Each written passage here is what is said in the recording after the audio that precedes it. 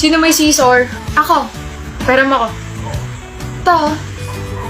Ay, sorry, medyo mapural. Teka. Okay na. Mukha ba ako nakikipagbiruan? Buti nga pinapahiram ka eh. Visit? Alam mo ba, Dylan, nadulos ako. May sakit! Wala akong pakay. Meron kang pake. Kaso yung pake mo, nasa puwet ko nagkakape. Hi, Dylan. Magka-grupo tayo. Bakit? Ang sakit mo, ha? May maiaambag naman ako. Ano? Pansit Canton. Ma'am, pwede po magpalit ng member? Joke only. Be happy.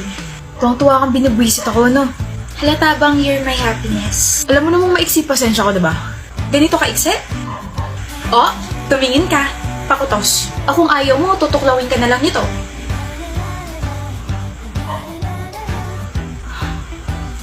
Anong ginagawa mo? Natutunaw ako. Grabe ka naman kasi tumitig. Baka isipin ko, may crush ka na sa akin. Sige ka. Delikado yan. Paano kung meron? Ano gagawin mo? Eh di hindi ka natutuklawin itong kamay ko. Labi ko na lang tutuklaw sa'yo. Ang lakas talaga ng tama mo. Sa'yo? Oo. Kaso paano yan, Dylan? Ano?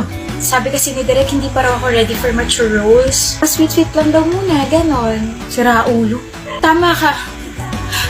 Sira niya yung ulo ko sa'yo. Sirain mo na rin pati puso ko. Sa'yo lang ako magiging flagpole. Gusto mo sirain ko na rin grades mo, Penelope? Pwede naman kita hindi isama sa grupo, total puro ganyan ka. What is 2x raised to 7 plus 9x raised to 2 divided by 9? Oh, nandiyan ka pala, Dylan. Sorry, nagwa-warm up kasi ako para sa group project natin. May silbi kasi ako bukod sa pagpapasaya sa'yo.